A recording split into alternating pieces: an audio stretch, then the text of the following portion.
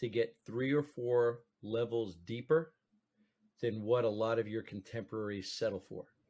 And so with a number of the podcasts that I've seen, especially with Eric's, you tend to go 2 or 3 levels deeper. If you remember, at one point in time, he's tearing up Yeah. a little bit. And that's because you search, as I interpret it, for the authentic truth, not necessarily the convenient one.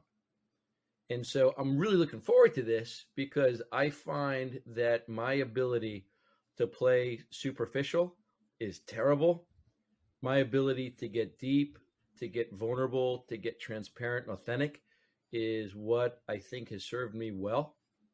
And I'm hoping that in the context of our conversation, wherever it goes, we find common ground well below the watermark of a lot of conversations, both personal and professional, but especially in the context of you and I literally meeting for the first time right now.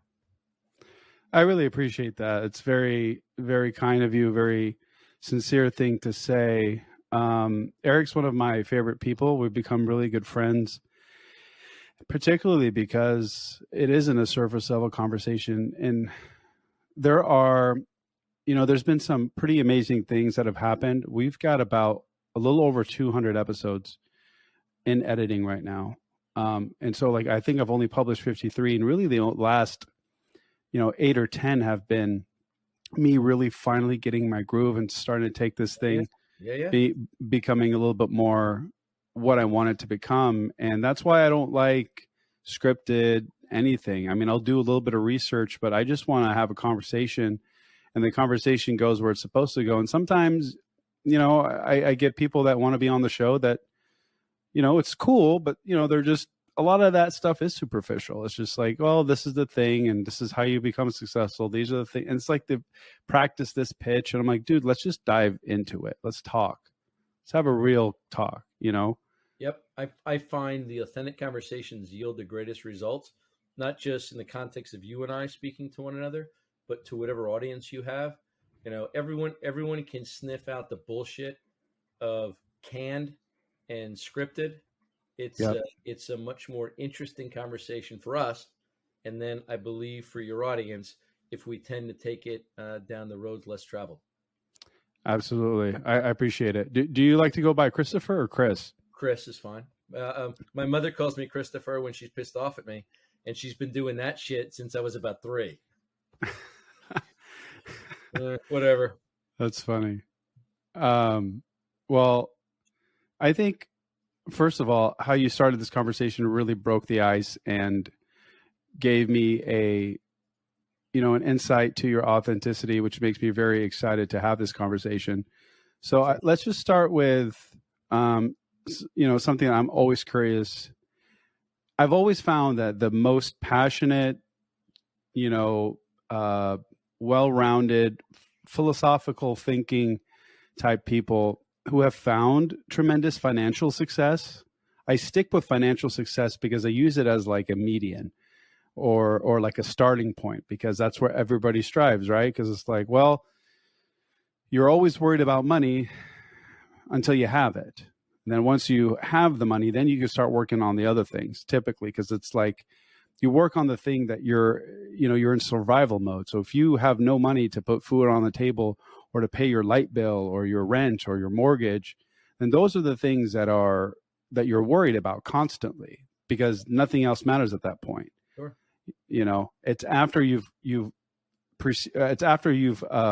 achieved, let's say the status quo or the baseline, that you can start looking at other things, other facets, belief systems, habits, philosophy, who you are, and trying to get into an understanding of who you really are. Were you always a purpose-driven individual, or like what were you like, I guess, as a child, in the sense of, did you always feel like you were this odd kid out, or were you very extroverted? You get along, you had a lot of friendships, or were you the type of person that was locked in their room just reading or thinking about things and overanalyzing things? Like I'm curious, like how you were as a kid. Thank you, Mo. Yeah. So probably none of the above. In full transparency, Yeah. I was a puppet on a string for about the first 13 years of my life. In so Who was a puppeteer? yeah, we're getting there. All So right. I had three, and really only three, focuses in my life. First one is I was a reasonably accomplished junior tennis player. Wow. Played an insane amount of tennis and was usually on a tennis court at 6 a.m. in the mornings, most mornings. I also, through my parents, was heavily involved in church. So I would go to church 5, 6 times a week. And then my parents were adamant about us being the best students that we could be. So I was conditionalized by behavior. I was conditionalized by mindset.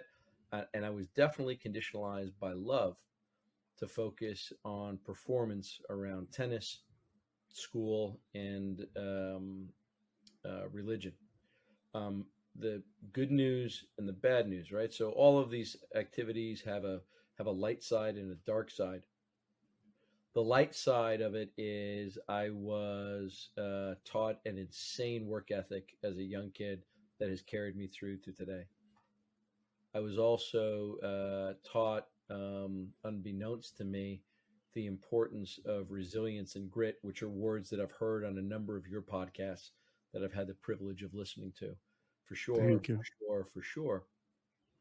Those are all great things, and I was taught how to be competitive. All the stuff you would expect. Yeah.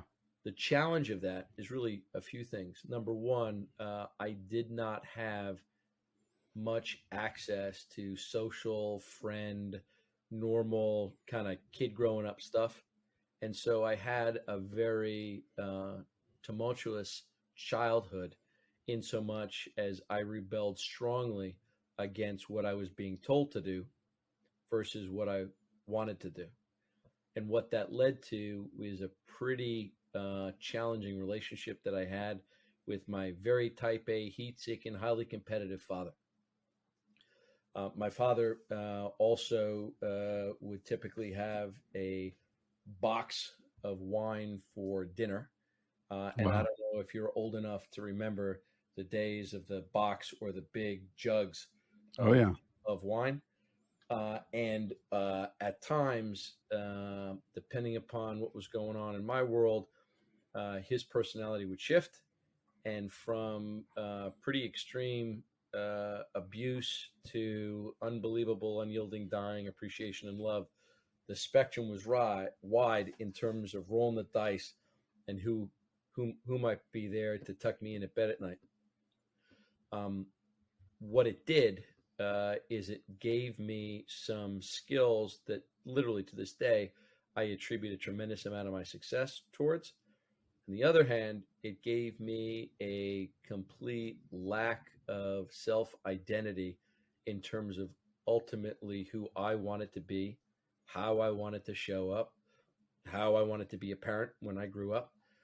And so there was a lot of collateral damage, along with a fair amount of performance that took me into my high school years.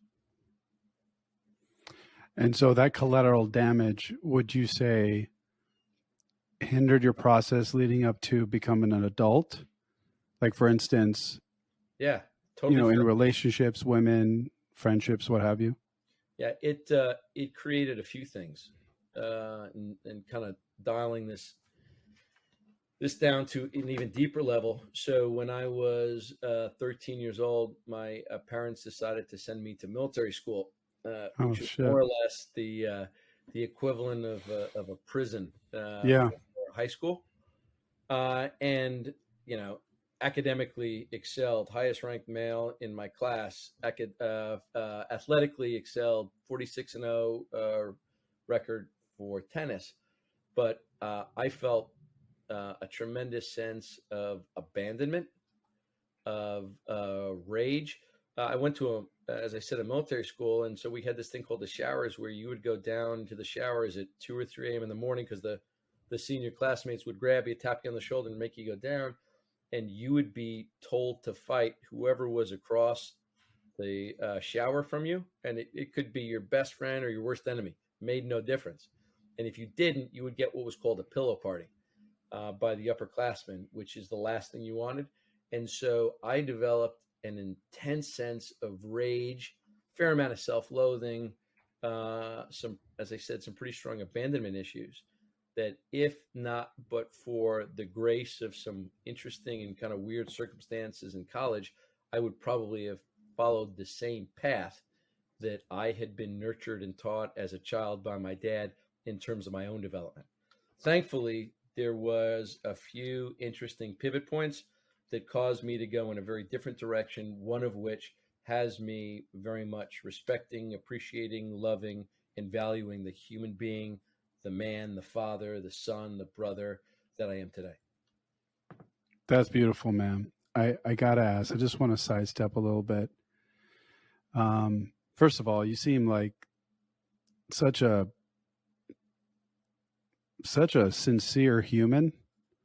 A lot of people, even me for a long time, like I thought I was a good person, but really I was just judging people. And I was judging people because I had this lens where I thought that anybody above me was better than me and everybody below me was worse off.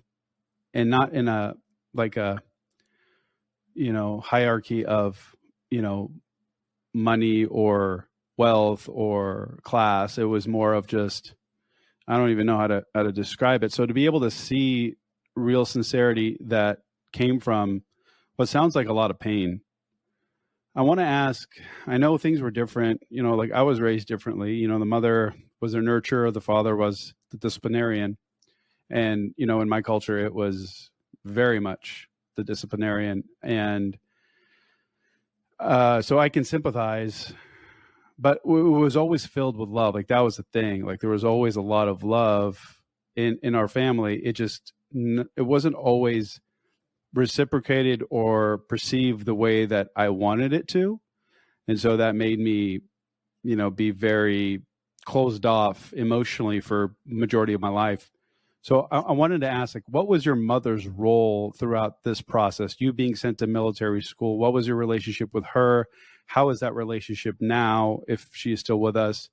And did that affect you more so or less so than your father's puppeteering? So it was a coordinated attack as a child, and so there wasn't a safe place to go. No siblings?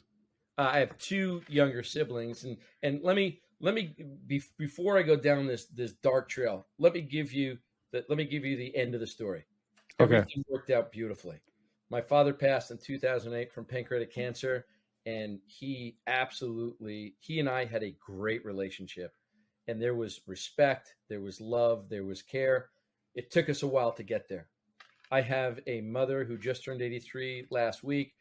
Happy birthday. She's phenomenal. She acts like she's 60. She wants to date guys that are my age, which is totally uncomfortable to me. And she's doing great. I have two younger brothers, one who's 20 months younger than me, one that's 12 years younger than me. And the greatest gift that my parents gave through everything that I've said is the closeness that I have with my family, my two brothers, my daughter, my two nieces, my nephew. We are insanely close. And ultimately, everything that I'm talking about right now, because we agreed to kind of go into the deep end of the pool early, this all works out. And there is both a blessing and a curse in the journey that got us here. And thankfully, it's all worked out. But at no point in time, other than the last maybe 15, 20 years, was it a clear path to that outcome. Mm-hmm. Rather, it was a constant journey, a constant challenge, and a number of roadblocks, both from my parents, from myself, that took us on this serpentine path to ultimately get us to where we are today. And not only was my father at peace with me and my brothers when he passed, We were at peace with him. We loved him tremendously. He loved us. As you well know, everyone in this world is going through their own stuff. Everybody has their own shit. And one of the greatest gifts from what I've just kind of laid on you and your audience is that there is a tremendous power in grace, in forgiveness, in kindness, in compassion and acceptance. And through a lot of firsthand pain, I have come to be a better man, a better father, a better son, a better brother, a better human being through a lot of adversity, where I constantly look to try to figure out, okay, what's the silver lining on this? How can I learn? How can I grow? And respectfully, if I'm going to go through all of this shit, I might as well make the best out of it. So how can I turn this around? How can I be a better person? And how can somewhere down the road later on, I actually thank this suffering, these challenges, this pain in such a way that I am better equipped, not only for myself, but for the people who I care about and love, to deal with this world that's thrown at me day in and day out. That's beautifully said, man. You said something that I really, that really stuck to me, which was, you're going through this pain, this suffering. Why not try to find and figure out to make it the best thing ever, and find essentially happiness and love and all the things that the human condition, I think, is truly striving for. Yet we lie to ourselves and create these fallacies that if eventually become part of our mantra and part of our identity, and that's just who we are, rather than not just avoiding the affliction, but actually taking it in, understanding, questioning why. Like, you could have went the other way. Like, you could have easily went the other way, and it would have been actually easier to become resentful and hard and rageful, right? And bitter and victimized, right?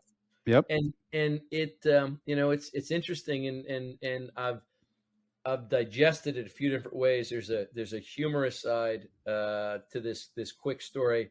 So I graduated from high school, academically very successful, athletic very successful, and I was on my way to the University of Texas to get a full ride scholarship to join the University of Texas tennis team, and that was my path. And my relationship was estranged with both of my parents at that point in time, and I realized that I had to kind of figure this out on my own. I come down to UT, and because the tennis scouts weren't going up as far north as I was in New York, I had to participate in what's called the walk-on tournament. You win the walk-on tournament, you get on the team, and they figure out the scholarship. I lost in 3 sets to the guy who won the walk-on tournament, wound up becoming one of my best friends. He got on the team. He didn't get a New York nickel for a scholarship. And outside of the first semester, my father sat me down in my room and said, they've paid enough. They've gone far enough. I can go to school. I can go get a job. I can do whatever I want to, except I can't go home.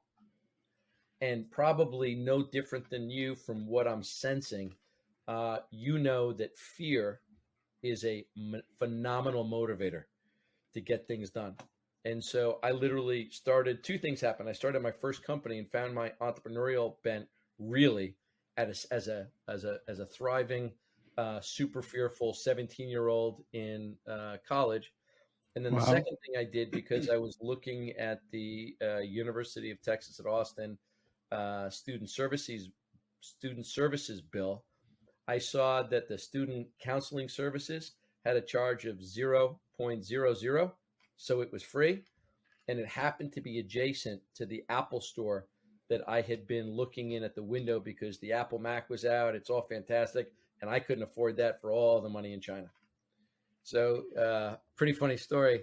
So I roll into the University of Texas student counseling services building, and there's a young woman behind the desk. And I say, I'm here to figure out what free services I can get from the University of Texas student counseling. She's like, well, you got to fill out this form.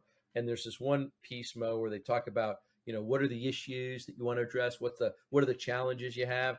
And, from want to hit the kid in my marketing class, suicidal thoughts, self-loathing thoughts, have thought about dropping a car off a cliff, yada, yada, yada. There were probably like 6 or 8 spots available on the form itself.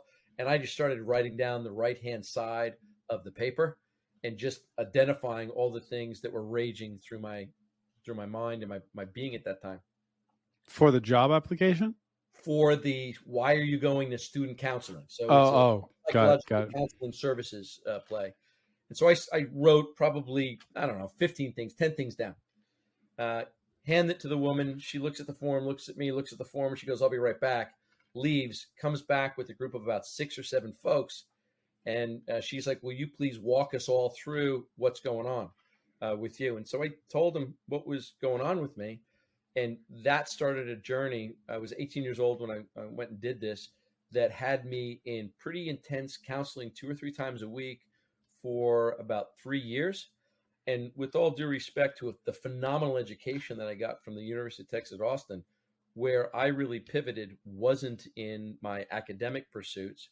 It was in the psychological work that I did that unraveled all of these negative perceptions I had of myself and really allowed me to like myself, enjoy myself, understand where a lot of this rage came from, be able to compartmentalize or release it. And as a result, I left college a diametrically different person than I walked into it. And that grace and that providence of having my parents cut me off is the only reason, very much so, to your point, that I didn't go down another path that would have had me in a very different place today. But didn't you already feel like you were already cut off, like from previously, like when they shipped you to military school? I felt totally cut off, but I couldn't do anything about it. Yeah. Whereas when I came into college, I wanted to redefine myself on my own terms. I graduated. It was a primarily boys' school. Graduated a virgin. I was of the era where wearing a Michael Jackson's white glove I thought was cool. My wardrobe was terrible. I had no social skills to speak of. I wasn't dressed well, and women were pretty alien to me as a species. And so coming to college, and University of Texas at that point in time was recognized as one of the best Playboy ranked at the #1 party school in the United States. I was hoping not just to get an education. I wanted to grow as a person. I wanted to lose a lot of the things I didn't like about myself. I was desperately hoping at some point in time there would come an opportunity for me to get laid. All of the things that a college kid rolling into college wants to do, but I didn't have a clue as to how I was going to get there. That's part of the fun, isn't it? Yeah, it's part of the fun and it's part of the challenge. And I felt that when I rolled into college, I had a number of strikes against me in terms of the way I was showing up. And so the biggest challenge and the biggest gift was the ability for me to really find and like myself over the course of those 4 years. And then from there, everything else kind of followed. I also wonder, like, what makes people battle through this resilience, or this, not even resilience, they battle through this blockade, whether it be fear or paralyzing fear or the unknown, and to develop enough discipline to create the habits to build the resilience so that you have that thick skin, you're able to muster more and you're able to take on more. I always look at resilience and discipline synergistically, like I do, exercise. So I train a lot in powerlifting and what have you. And the thing that I love about strength training in general is that it's based on periodization. Over time, if you just lift a little bit more and then a little bit more the next time, and you go a little bit harder the next time, just small increments, over time, you've become substantially stronger, right? So you may have started with a 100-pound bench press, and in 12 months' time, now you're at a 245-pound bench press. That's a 145-pound strength difference in a matter of 12 months. So in life, if you were to be able to accomplish something like that, whatever that goal may be, whether it be financial, relationship, what doesn't matter, life journey, I think that over time you can maximize those results. And then as you become more proficient and more resilient, you're able to 2x and 3x and 4x.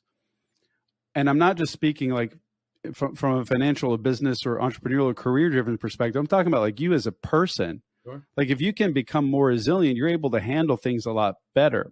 And the more that you're able to do that, the more efficient you become. The more efficient you become, I don't want to say it becomes easier, but it's like you kind of like you can handle it, And there's a thing that Tony Robbins says, and I'm not like the biggest advocate of Tony Robbins, only because I just feel like a lot of the stuff is very systemic and template-y, and if that's even a word. But the one thing that he said that has kind of stuck with me lately, he asked the question, what if everything was a gift?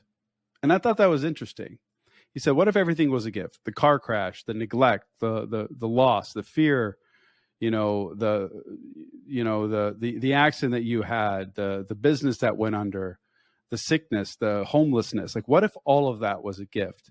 And you were to frame your perspective that everything that has happened to you is a gift, how would you live your life? How would you go on? Like, what would your day-to-day look like? What would your choices be? Sure. What would the things that used to grant you fear now grant you permission? It's just like, it's really interesting because I feel like you kind of did all of that and you somehow figured it out. And it breaks my heart when I see people not figuring it out or figuring out way too late in life. Not to say that that's not a great thing. I still, better late than never, right? Like if you figure it out and you're 80 years old, hey, you know what? You could still fucking be amazing. But like, if you look at what's happening today, man, like, look at our society. Like, another one of my favorite quotes, which is, and I don't know who said it, but tough times create strong men create easy times, and easy times create weak men. And I believe that we're in a time right now where it is weak men in tough times, and that could be generated as people, whatever. It's like, I've had so many conversations with people, Joe DeSenia being one of them, where like, we just need another Great Depression. We need something to stimulate everybody's senses, because everyone as a society has become too soft. And I don't mean like soft in the sense of, you're a little girl, soft in the sense that you just don't have any resilience and you're so bored that you're creating problems out of thin air. And that's how I look at it right now as a society. Whereas you went through hardship, you went through, inner battles and all this stuff, and you just figured out, you knew that at some point, like, you were just going to make the best of it, and you were going to figure out how you can live the most fantastic life. What made you think that in the first place? Like, what went on in your head? Like, why were you wired that way? Yeah, like, that's what I'm trying to figure out, like, in general, not just you specifically. Like, what makes people make these choices and what makes people not make these choices in life? Yeah, you're not going to like this answer, and that's okay. It's all right. You're giving me credit that I don't deserve. I didn't know what I was doing at the time. I just knew there was something more to but that's what I'm saying. The path that I was going. And what I heard this framed. I heard this framed two ways, both of which are relevant to this conversation. The first way I heard what I'm about to talk about framed was by a guy named David Brooks. He wrote a book called The Second Mountain. I'm sure you know who he is. Yep. There's a 5-minute and 2 TED Talk video that may be the best 5 minutes I've ever watched on YouTube. And his video, as you probably know, is, "Are you living for your resume or your eulogy?" And the reality is that all of us want to live for our eulogy, all the virtues, all the morals, all the ethics, all the character, all the impact that we create in this world. Yet the reality is that most of us and society defaults to the lowest common denominator, which is living for our resume, living for success. I watched that video maybe 10 years ago, And it changed the way that I ran one of the mastermind groups that I was running back then, an organization called Tiger 21 in Texas. And then not so long ago, I heard this really interesting allegory that hit me like a freight train. And the allegory is this: it's 50, 75 years from now. You are on your deathbed. You're in a hospital. All of the people that you love are wrapped around you, and visiting hours are over. And so they give their hugs, they give their kisses, and they walk out the door. You know that your end is near, and right before you go, somebody walks in the room. You're not sure who it is, but within a second or two, you realize it's you. And it's the optimal version of you. And that optimal version needs to have one last chat with you before you leave this world. And the question is, will that chat be a living heaven or a living hell? And as you well know, there is so much roll of the dice in terms of the success that we have, the wealth that we have, the accomplishments that we have, you know, where you're born, how you're educated, who your parents were, the DNA that makes you up, all of that stuff you have nothing whatsoever to do with, yet it has a very material impact on who you are and what you've accomplished.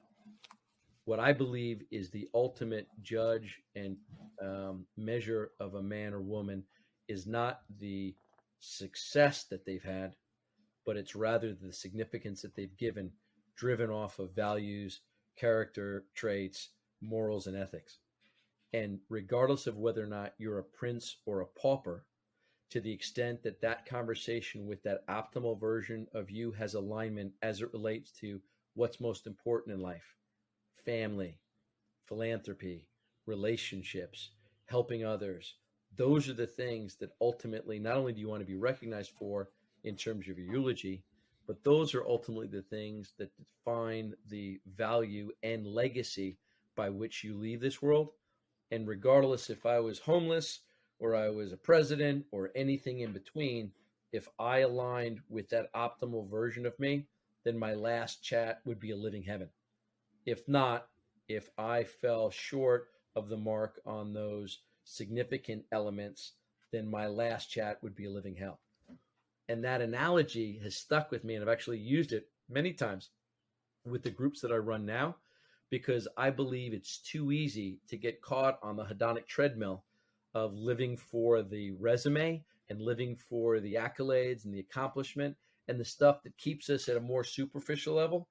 I think not only is it more meaningful, but I think you are a lot freer as a human being if you live with an understanding and a ability to not only be authentic in communicating your gifts as well as your flaws, but then in constantly working on yourself, serve as a beacon for others to do the same.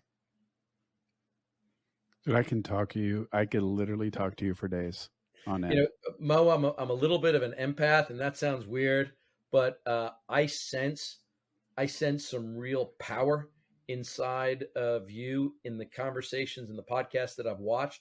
And I'll tell you, I can't remember a time I've been this excited to get on a podcast with someone, because I knew, and I don't know if you saw it, I was waiting for you 15 minutes before this call began. I saw, we were wrapping up another call. I was trying to get on as quickly as I could. And I'm like, man, I am all in on this guy, even though he has no idea of who I am. I so appreciate that, man. That's so nice of you. I always enjoy these kind of conversations, and it, unfortunately, like, it only happens, like, you're the second guy I've had a conversation like this with, you know, to really be able to dive deep. And I've always been curious, really. And I don't think like you saying like you're an empath is kind of weird. I don't find that weird at all. I believe, you know, well, now it's, you know, it's proven by science that we're made up out of energy, and energy is circling us and surrounding us. And like, you can feel the air is off when you're surrounded by negative energy. Sure. Like, this is why I've always disliked going to big events where I knew that there was a group of people that I personally didn't like, whether it be their values, how they have treated me in the past, or my family, or someone I cared about. And my wife always says, like, you know, be nice. And like, at first I used to find it insulting, Now I think what she's trying to say is, like, I know it's hard for you, but you know, try to like not let your emotions, you know, rile you up, essentially. Because I don't like surrounding myself with that kind of, I don't even want to say toxic, but it is like a negative energy, and you feel it, man. And and like it goes through you, and it's just like, it's like you just ate a bad steak, you know, or you had a glass of rotten milk. It doesn't sit well. Totally. So I've always been curious, like, what, just real quick, without getting too far off a topic, but like, in your opinion, what is an empath? Like, what is the purpose, and how do you know you're an empath? Like, is it something you just feel, or I'm just at a loss? So Forgive my ignorance. I think I'm a trained one, right? And so Okay. I shared with you, and not by design. I, in order to release a lot of the issues and challenges that I had from my childhood in college, I had to dig really, really deep, and I needed to emotionally understand the levers that were moving on at first an unconscious level, then rose to the consciousness. And what's interesting is the skills that I picked up going through counseling and desperately trying to fix myself in college are in no way, shape, or form the kind of special powers that I now bring to these different mastermind groups that I run today. So, you know, I learned when I first started working for Tiger 21, there were about 25 of us, and in the ranking system, I was dead last, and I was the youngest. I was also the least qualified, as most of these men and women that were called chairs, facilitators, leaders of these different markets. They were college professors, they were financial planners, they were state lawyers. They were all super educated and super vested and competent, especially around financial related topics. And the organization that I joined was very much focused in deal flow, in wealth accumulation, in wealth building, and in wealth preservation. And they did a fantastic job at it, bar none. Wow. I realized that if I were to play that game, and if I needed to be measured on my financial acumen and deal flow access and ability to present investment opportunities to this group, I was going to get fired within 6 months to a year. You're on the outside. So had to change the playing field. I'm not playing that game because I'm going to get my ass kicked. So I'm like, if you think about it, all of us, whether we recognize it or not, are on a journey of significance. Mm-hmm. We opened not talking about your business. We opened talking about your wife and your kids. I know, just based on the limited conversation we've had, you are family centric.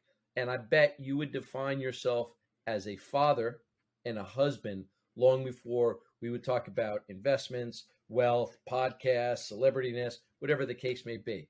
Got it. All of us are on that journey of significance. All of us struggle with it. Maybe it's relationships. You know, you mentioned the fact that you work out. And by the way, that Adidas outfit, I think is your like signature outfit, because I think on like the 3 or 4 different videos that I watched, you were in the. I've got it in every color and multiple shades. And this particular navy, I've got 3 sets of them. That's fantastic, man. It's great. I just love them. They're comfortable. They're light. I don't get too hot, and they're just easy to throw on. My point is that you find significance, obviously, with your relationships. You obviously are focused around your health. I also believe that all of us, once we achieve a certain escape of financial gravity in terms of wealth, all of us have a responsibility to be philanthropic and to give back and to help those that are less fortunate than ourselves. All of us want to build a legacy. You want your children to sit well atop your shoulders in whatever life pursuits that they have. Happiness, success, significance, purpose, fulfillment, living well, being good citizens, whatever the case may be. So I pivoted and I'm like, screw it. If I'm going out how I want to go out. We're going to focus on what I think are the most important things, not necessarily what I'm being scripted to deliver. And what's interesting is when I made that pivot, I think everyone kind of scratched their head for about 4 to 6 months, and then everybody got it. And it was almost like a religious experience in terms of once they realized that I wasn't full of shit and that we were really going to double down on the relationships with their spouses, the relationships with their kids, their health, bringing in philanthropies that can talk about, return on investment as it relates to charities. If we could spend some time in places all across the world looking at the impact that our investments of these nonprofits would make, looking at how we could change the needle, not just of ourselves, but how interesting if I could offer you a value proposition that said, okay, Mo, you come play with me. This good's going to happen to you and you're going to be happy with it. What's interesting is it's even a better play if we can do something that will change the trajectory of your wife in terms of her happiness, her fulfillment, her satiation. And then, brother, it's a MasterCard mic drop moment. If I do something that materially impacts the life of your children, because if you can see your children turn the dial in their lives in a positive, meaningful, scalable way, brother, who on the planet won't respond to something like that? And it's those kind of things that I did within this organization that literally moved me from dead last to number one, winning all kinds of awards. I have a check behind me here for 120 grand because most new members in the history of the company, all this stuff. But what it really did is it really set me up for success. And then once I left that organization, now running multiple groups that very much embrace, believe, subscribe, and act on exactly those things that I just talked about. And if it's with Gobundance, which is one of the groups that I run, or if it's with another group called R360, which is a global family office, in these groups, we have built a community, myself and a number of just unbelievably great other folks. We have built tribes of these type of folks that are focused around doing this kind of good for themselves and leaving a legacy. And what, in no small way, I am hoping to do through them and through the networks and the audiences and the reach that they have, we're desperately, as Steve Jobs likes to say, put a dent in the universe and leave this world a slightly better place than when we found it. That's so cool. I love, first of all, thank you for sharing that. I absolutely love your, by definition, the thing that was like the standard, financial, like numbers, like, we got to make sure that we hit this X, Y, Z, what have you. And you completely flipped it on his head. The thing that I've always found interesting is that you just take 1,000 people. Out of those 1,000 people, you can give them all the same exact skills. Now, some are going to be more talented, some are going to be more intelligent, some are going to be harder workers, some are going to whatever, right? We all have our advantages and disadvantages, and we make whatever. But let's say they all have the same skill sets to do the thing that needs to be done, which is causing the production for whatever, to move the needle forward. What I have found, and I'm sure you can attest to this, is that if this and this aren't in line, then like you could be the smartest person in the world. There's going to be a lot of broken parts that are going to inhibit you moving forward.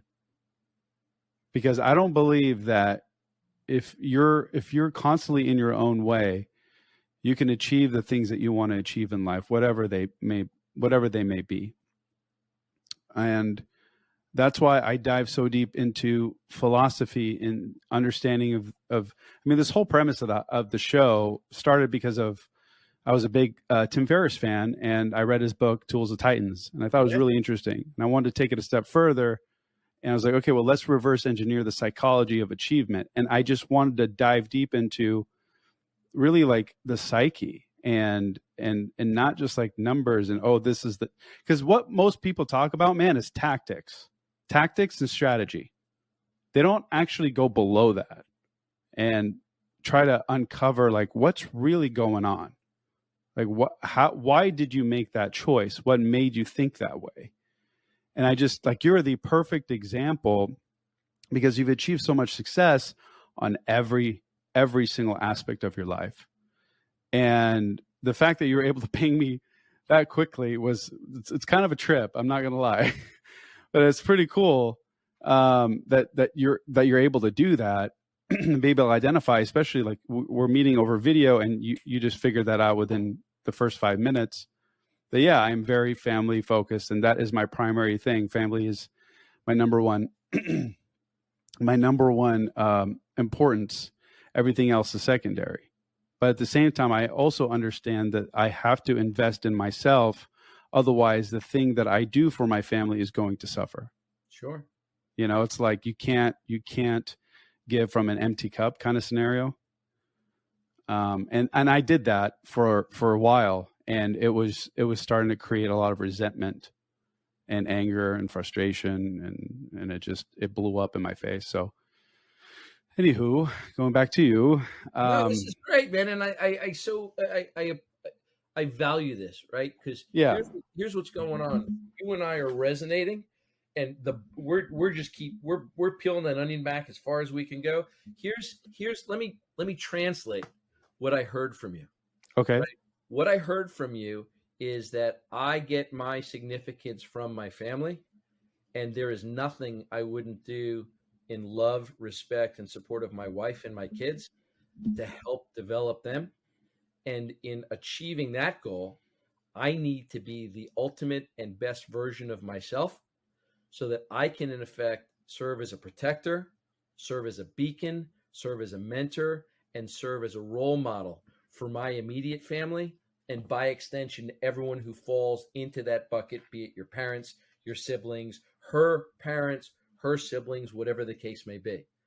And so the journey of significance you're on, not success, is I want to create a world in which my family is protected, in which my children respect, admire, and can model off of me. And I want to create a life that I can be proud of, that I can have my children proud of and my future generation proud of, whether they know me or not. And I want to give them everything and more than what I had so that they can stand on the shoulders of not giants, but in the case of your children, their dad. And here's the good news, man. That's universal. Most people, though, don't take the time to sit back and recognize that for what it is. And by default, myself included, I've made a ton of mistakes, not from malice or malintent, but from ignorance and from the treadmill that all of us get on, especially in our youth, if we have kids when we're younger, and we don't know any better. And so with this knowledge and with this learnings, not only do I know better, but shame on me if I don't, in the context of the mentoring, shepherding, supporting of these groups that I run, helping other people get to that realization as soon as they possibly can. That's fantastic. And so that's what you're doing now, full time, or are that's you? The hope, right? I mean, it's a little aspirational, and I'm not telling you I'm doing it as great as I hope I could. So right now, I left Tiger 21 in May of 2020. I became the CEO of an organization called Gobundance. It has 708 men, about 120 or so women. And I run that organization around what are 6 pillars. And if you've read the book Tribe of Millionaires, you'll know that we've really ripped the aperture open on focusing on more than just money in the context of helping these individuals achieve age-defying health, authentic relationships, epic adventures, horizontal income, and the things that ultimately speak to the significance and not the success of these individuals. With the other organization that I run along with 2 wonderful partners, it's called R360. It is a global family office of 71 families. Average net wealth is well north of about a few hundred million. And they're at a later stage in life, but same rules apply. There's a book that serves more or less as the manifesto for R360 called More Than Money, written by my partner, Michael Cole. And he talks about the 6 forms of capital. The acronym is FISHES. It's financial, intellectual, social, human, emotional, and spiritual. And if you're not at least aware of all six, much less firing on all six, you're not living the optimal life that all of us have both a right, an obligation, and especially in the ultra high net wealth space, almost a responsibility to live, to then, as I mentioned, serve as a model by which others can follow. That's fantastic. What does R360 stand for? So the name doesn't have a hard meaning. The idea was, especially in this ultra high net worth space, you want to look at people holistically. Yep. Take your time. Sorry. By the way, are your daughters twins? Yeah, so I have a I have a 22-year-old, and then I have twins that are 7 years old, almost 8. They'll be 8 next week. Outstanding. So you got your hands full. All girls? All girls, man. So that means you're going to be working about 5 years past your grave date, right? Yeah. Oh yeah, I'm already graying right now, man. I dye my beard. I dye my beard. As you can tell, I don't walk away from that unscathed either, my friend. So the answer is I do it with all of these organizations, and it's more than a job. It's more than a profession. It's really a calling, a vocation. I had a surreal experience in 1996 when I heard a gentleman named Bob Buford speak to an audience of about 150 CEOs. He wrote a book called Halftime, which is all about man's transition from success to significance. And almost like a magnet, I felt compelled to meet this guy. I did, became a disciple of his for 4 years. He taught me a lot of what I'm throwing out to you. And my commitment to him when we first met is I couldn't offer him anything, but if I were to go down this path and find myself in a way to help mentor and work with other folks, I would pretty much do exactly to them what Bob Buford had done to me over 3.5, 4 years. And so this is as much a passion, some call it a ministry, as I can imagine. And so it's not for ego. I lost that a long time ago. It's not for money. I do this because I believe this is truly where I need to be. And this is truly what ultimately will yield my fulfillment, satiation, happiness, joy, significance, and peace. That's beautiful. I think you mentioned you don't do it for money, because this is something that always comes up. Like, if you really value this, I've had this question, and I've known, people of significance in their field have had this question, which is, well, if you truly feel like you just want to do this to help others and serve others, then why do you charge for it? I'm like, well, this is my answer. And this is the answer that I've kind of accumulated. I'm like, and I think this is just part of our psychology. How many times have you done something or known someone that has been given free information and has taken it for granted? I feel like there's this commitment to, I don't want to say pay to play, but you have this like psychological commitment financially. Like, if you were to invest $10,000 into something to get better, you're going to show up. But if you were just to sign on for this free thing that was a weekly series, that it was just as valuable as that $10,000 or $100,000 investment, so like psychologically, you're just going like, I'll do it tomorrow, or it's not as of great importance. There's no urgency. There's no real commitment. You haven't actually committed to it.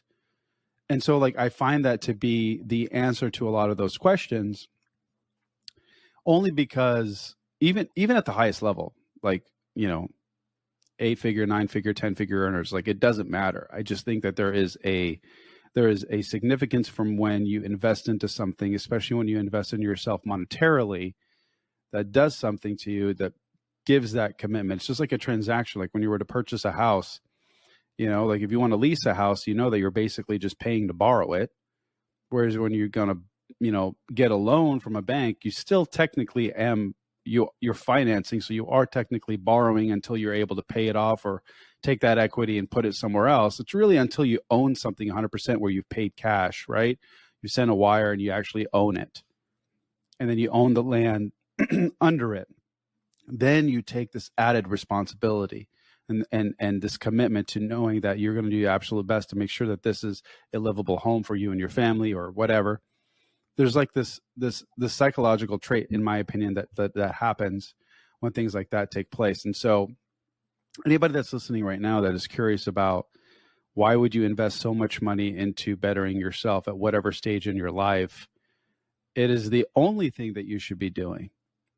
Because without that, and again, this is just an opinion, without that, then I just feel like you're running around in circles. And yes, you can figure out a lot of this stuff, I think, on your own time and your own terms. But here's the thing. I'm 37. I'm going to be 38 in a few months. I've been on this journey for, gosh, I don't know, 15, 20 years. And a lot of what I've accumulated just in the last 3 years has been the most significant. And that's just because I've been able to connect with people like yourself. And I feel like if you were able to expedite that process and find those mentors, it just, like, don't you think it would just make things, first of all, run a lot more smoothly, and it'll give you a lot more time to live this version of yourself that you've been aspiring to become. And I don't think necessarily ever just land there. I don't think you ever I think you discover the version you want to become. I don't think it's like, I think it's this ongoing thing. I think it's perpetual, right? Because you're always getting better. You don't just arrive like, okay, I'm the guy I'm supposed to be. Done deal. You know? So I don't know. What are your thoughts on that? Yeah, there's some really important things that you said that I'd like to reaffirm. Please. First thing that you said, and I let me frame it in the way that my silly mind works. Life is a must be present to win experience. Oh, and you have to be. I'm stealing that. Yeah, of course. You have. That's to be amazing. Present. You want to be a good dad, Mo? You better be present. You want to be a good husband, Mo? You better be present. You want to work on developing yourself? Show up. And one of the ways you show up is you put a cost associated with that. You don't have to take your wife out for date night. And you know what? She may never say anything to you, but there's a cost to that. You may work so much that your children don't get to spend enough time directly nurturing and feeding their little souls. That's what you're doing. And as you get older, you've put some boundaries and some gates around that statement that I just made, but it's all really the same thing. We've spent about an hour and 5 minutes on this call.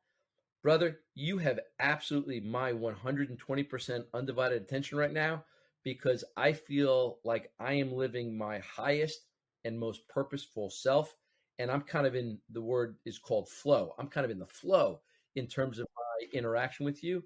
And you have afforded me such a great gift in the way that I hoped for, but wasn't 100% in terms of how you would show up based on what I saw. But man, you have so over-delivered on this call. I can't even begin to genuinely thank you enough, because fully present, fully heard, fully validated. I don't know if I want to go run a mile after I get done with this call, scribble you a thank you email, or send you a message saying whatever I can do to help, I'm in.